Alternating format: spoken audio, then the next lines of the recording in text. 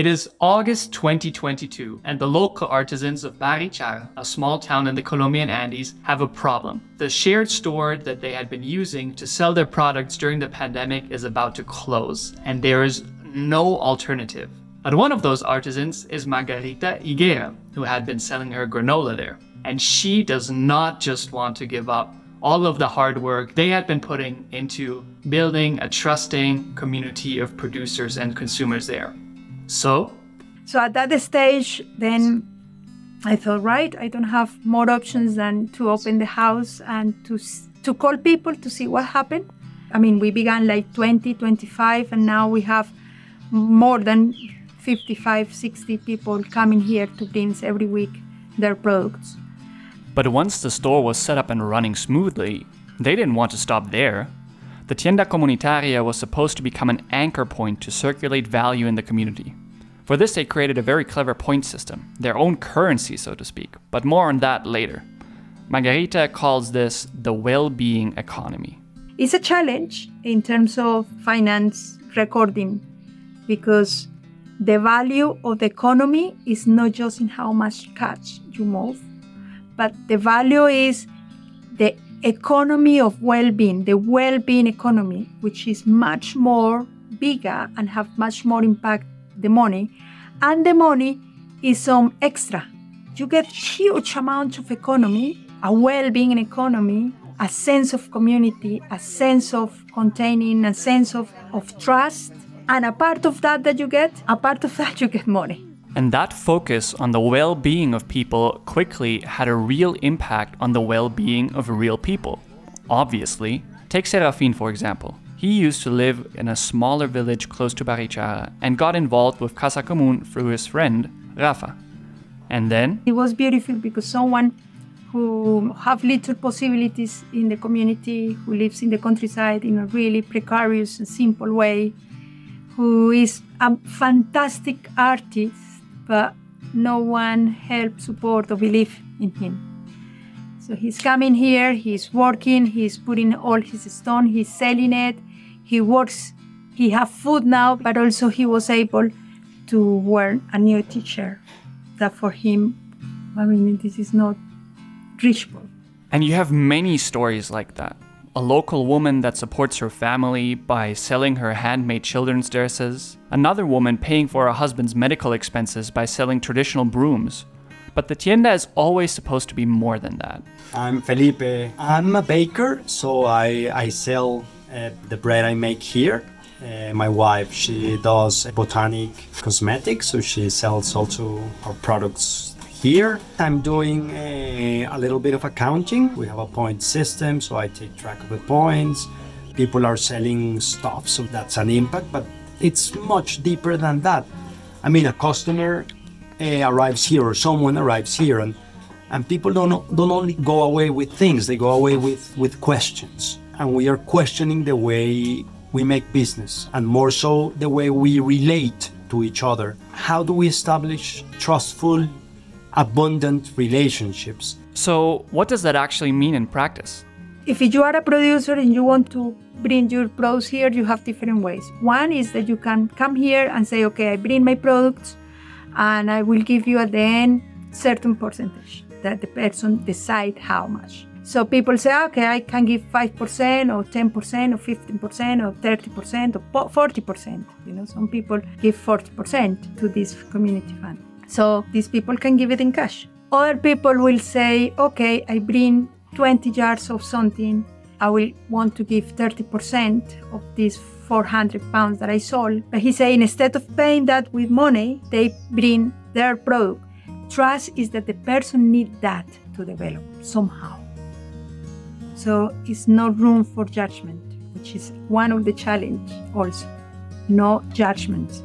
If the person put 1%, 40%, 50%, whatever is welcome. And all the money that gets together at the end of the month is what is going to contain the needs of the place and the needs of the people. And they kept on developing.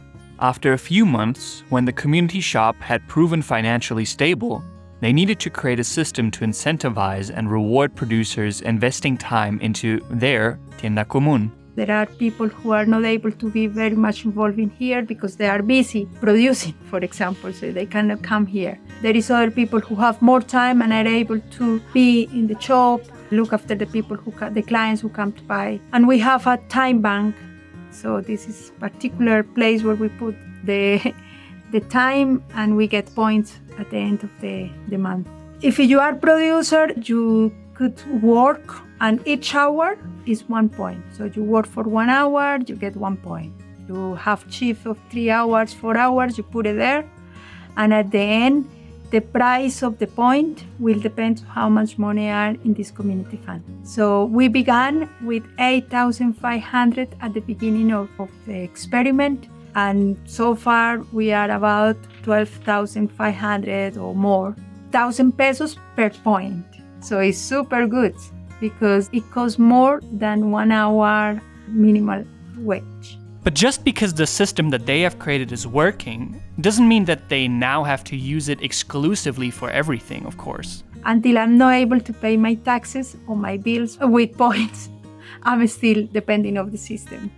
So we have to get into the middle, not to fight with one or the other, but how we integrate both and we use it, because it's silly to go against the world at the moment. I mean, I don't know. I did that already, checked.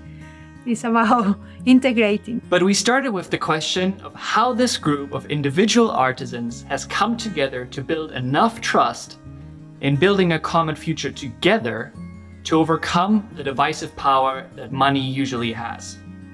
One ingenious thing, I think, is that these points get deleted at the end of each month.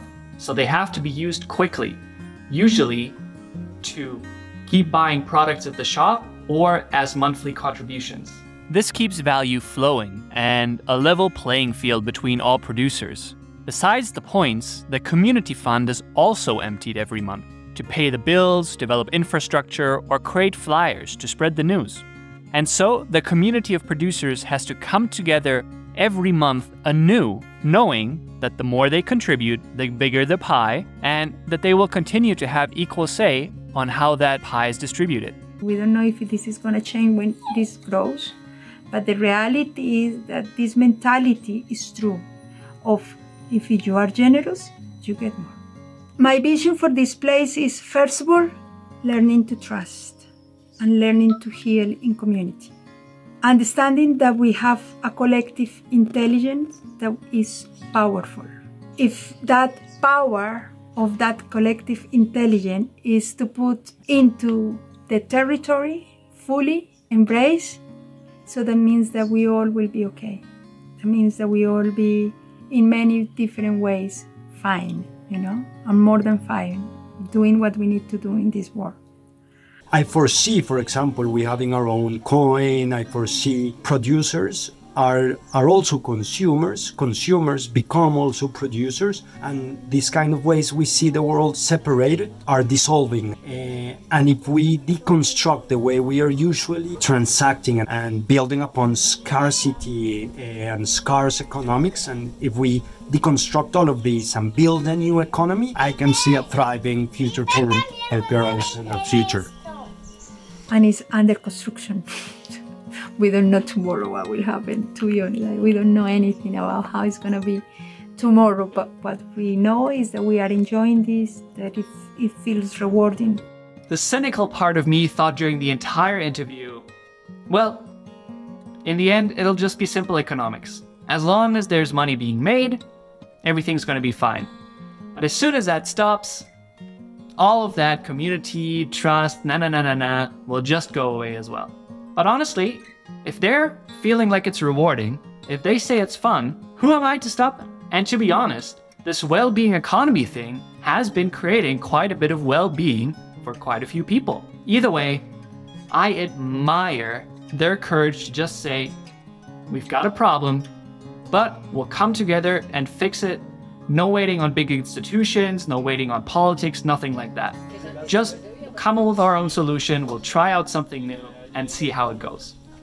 I hope you've enjoyed this story about Tienda Común.